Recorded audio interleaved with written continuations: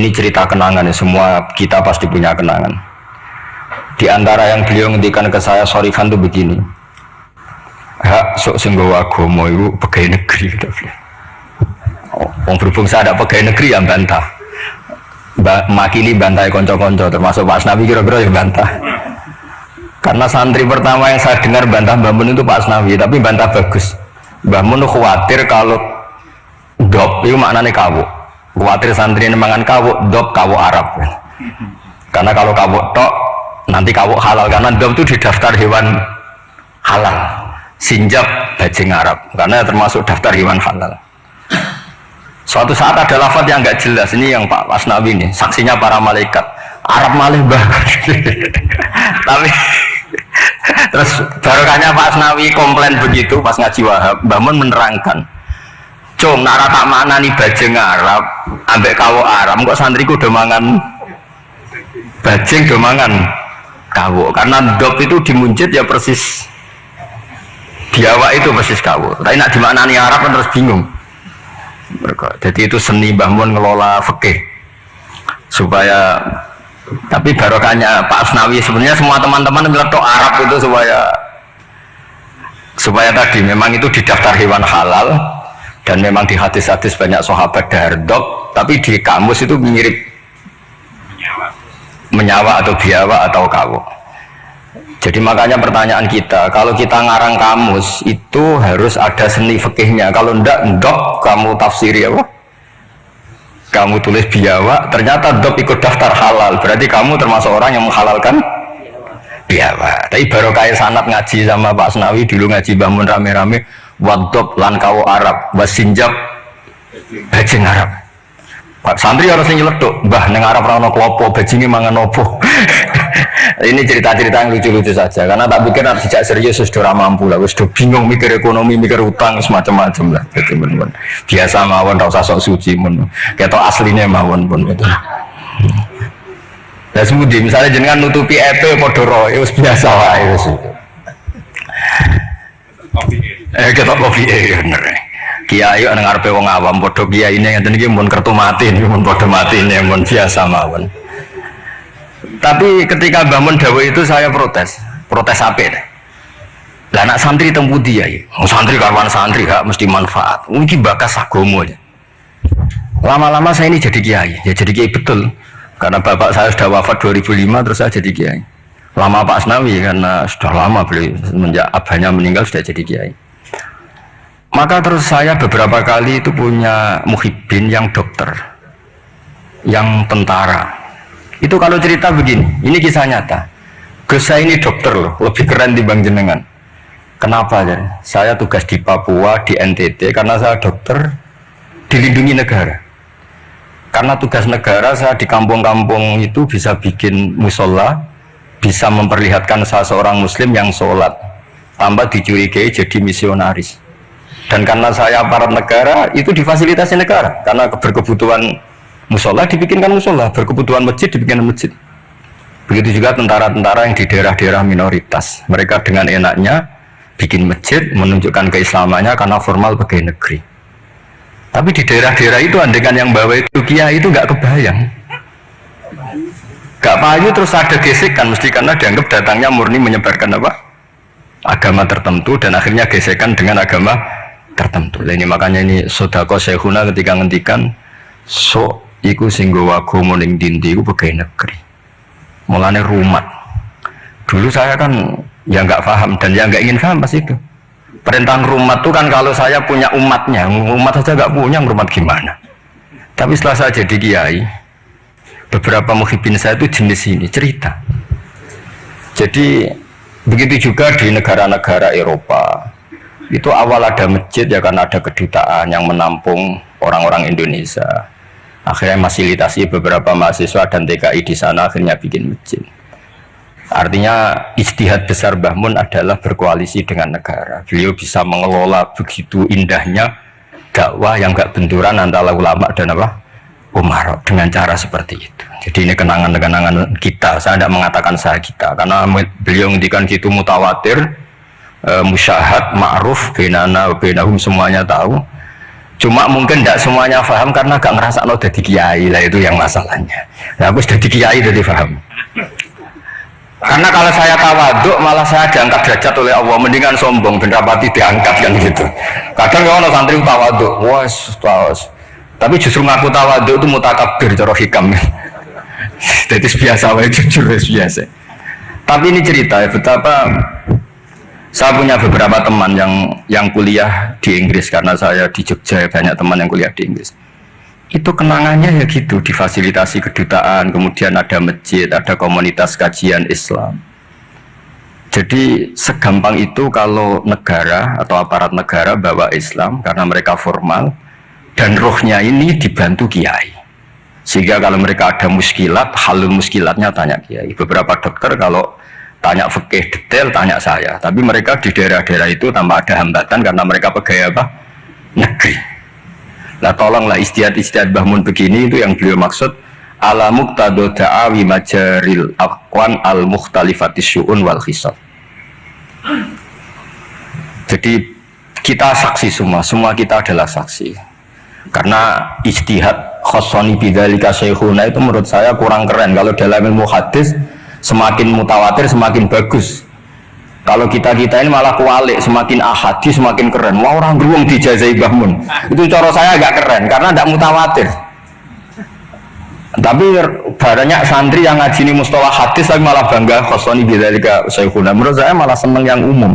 Karena umum ini mutawatir, bukan riwayat ahadi. Kalau ilmu hadis kita tahu kan mutawatir sama ahadi itu keren mutawatir. Sehingga saya tidak perlu cerita ahadi karena nanti semua orang subjektif, semua orang punya kenangan. Ya nanti yang ribet kalah semua sama tukang pijet. Semua kenangannya Mbah Mun masih berjarak. Saya tukang pijet, jismi ala jismi. Wah ya ribet kalau gitu. Jadi saya bagian hujan nanti yang serius ke Zofur kemarin. Dan saya itu kalau ada riwayat dari Mbah Mun, kalau nggak paham ya tanya Gus Kamil, tanya Gus Zofur yang seangkatan saya. Karena sepinter-pinternya kita tetap tahu putra-putra beliau karena yang lebih dekat lebih. Saya juga mengalami hal yang sama ketika saya dengan bapak. Sepinter-pinternya santri, kalau tentang mazhabnya bapak itu ya pinter saya. Karena roh pawoni, coro Jawa roh pawoni. Bapak itu diantara ajarannya itu ya yang lucu-lucu aja sederhana. Kata bapak, hak kejogeman ngaji ku tenanan serius. Pengen apa? Uang sing ngaji ku sudah kakean utang wis ruwet. Wis nang omah bingung, pas ngaji mbok bingung no. Uang mikir utangnya bingung, uang mikir neraka tambah bingung. Jadi sanad saya memang seperti itu. Jadi rakyat disalah no memang. Kalau sanad sampeyan uang wis kurang ajar, mbok jago yang tambah kurang ajar. Monggo itu sanad jenengan. Sanad saya dah seperti itu. Jadi ini kan urusan pilihan manhaj. Napa pilihan apa? Manhaj. Tapi kenangan terbesar kita, saya tidak mengatakan saya kita, adalah penghormatan Mbah Mun pada tentara, pada aparat negara. Saya dulu itu ya iskal lah, kalau boleh dikatakan iskal. Tapi setelah melihat al-aqwan yang seperti ini, ternyata ada masjid, ada Islamic Studies, bahkan ada IAIN. Di Papua itu ada IAIN, rektornya beberapa kali datang ke saya. Mereka tidak dapat perlakuan Papa karena ya resmi, ada N-nya tadi. Coba kalau yang bikin sampean pondok di sana. Waduh, aneh. Jadi awalu hadatin itu adalah al-i'lam, setelah i'lam itu diakui negara. Sehingga keinginan para nabi dulu itu ya berkoalisi dengan negara, sehingga Nabi masih nyurati raja-raja itu. Makanya menurut paham banyak ulama, andai kan raja-raja itu nurut Nabi itu juga tetap raja, karena Nabi juga nyebut ila maliki qaisar, ila malikir ruh. Artinya sistem bernegara yang ada raja, ada rakyat, Nabi itu juga ngakui. Buktinya Nabi juga menyebut mereka raja. Meskipun Nabi tetap menjaga konstitusi nubuah, yaitu dengan cara menulis min Muhammad Rasulillah ila malikir ruh. Itu yang menjadikan semua raja agak sebagian raja agak terima, karena siapa orang ini berani menyebut namanya dulu sebelum nama saya, kan gitu. Mereka tersinggung karena suratnya Nabi itu agak aneh, nggak lazim kan menyebut min Muhammad Rasulillah ila Malik kan gitu. Mereka inginnya kan disebut dulu baru pengirim. Tapi itu memang nggak bisa dilanggar ya, mau tidak mau Nabi harus al-Islam ya'lu wala yu'la, sehingga memang suratnya Nabi min Muhammad Rasulillah ila Malik Rom atau ila Maliki Mukaiki atau siapalah. Tapi bahwa istihad ijtihad beliau datang ke Umaro yang dulu gak lazim ulama datang ke Umaro. Akhirnya itu jadi hal yang luar biasa. Makanya saya kalau ngaji Al-Manhajus Sawi karangannya Habib Zain bin Semit, ada ustadz itu agak nyaman dengan Harun Rasyid karena beliau ya agak melenceng, namanya Raja Amirul Mukminin. Singkat cerita si ustadz tadi bilang, ya Amirul Mukminin, ini nasihun laka famusyaddidun alika. Saya mau nasihati Anda dan mohon maaf agak keras. Fala tajid fi nafsika syai'an, maka tolong jangan dimasukkan hati. Apa kata Harun Ar-Rasyid? Inna kaya Ustadz ini dikasih tahu sama Harun Ar-Rasyid. Inna wa ta'ala qad amara man huwa khairun minka ila man huwa syarrun minni. Wa ma'adzalika qala ta'ala faqula lahu qawlan layyinan la'allahu yatadzakkaru aw yakhsha. Kamu tidak usah nasihati saya dengan cara kasar, kata Harun Ar-Rasyid. Allah pernah mengutus orang yang lebih baik ketimbang kamu. Man huwa khairun minka, yaitu Nabi Musa dan Harun. Ila man huwa syarrun minni, yaitu Fir'aun. Itu saja harus beretika faqula lahu qawlan layyinan. Kok kamu hanya ustadz ngandani saya sama-sama muslim kasar? Udah dalam apa? Cara Pak Hamid takbir apa kira-kira gitu. Jadi ketika kita menemukan seperti itu, ingat lagi betapa Mbah Mun itu layyinal janib, apa ya, insyirahas sodri, intilaqatal wajhi, tolkal wajhi, dan seterusnya. Ini sanad-sanad yang semua kita bersaksi, semua kita tahu. Terus kedua, sekaligus ini terakhir, jadi jangan order lama-lama, nanti sama-sama nggak enak. Guru teman tuh tidak baik. Ini nanti sebenarnya diundi ya nggak apa-apa, nggak harus saya ini. Yang salah saya di sini itu tidak keren, karena posisi makmur diperintah, bukan amir, jadi keren jenengan. Gus Pak tak sewa tak akan ngomong nurut. Jadi nanti saya kalau ketemu Allah, man huwal mutawaddi, mesti menang saya. Ana makmur, wa antumul amirun. Terus kedua, ini semua kita juga bersaksi. Saya yakin zaman Pak Asnawi, Mas Hamid semua bersaksi. Nah, yo fikih aneh, petani ku wis marat, gegeringan di koyo akeh wajib zakat. Mergo sing ditandur kut yaiku padi. Petani kakao zaman itu populernya kakao, suge-suge tumpakane mobil gak wajib zakat. Mergo sing ditandur ora kut. Itu mulai dulu Yai terus menggulirkan itu, dan beliau dengan sabar gulirkan saja tapi tidak fatwa. Seorang lagi gulirkan saja tapi tidak fatwa.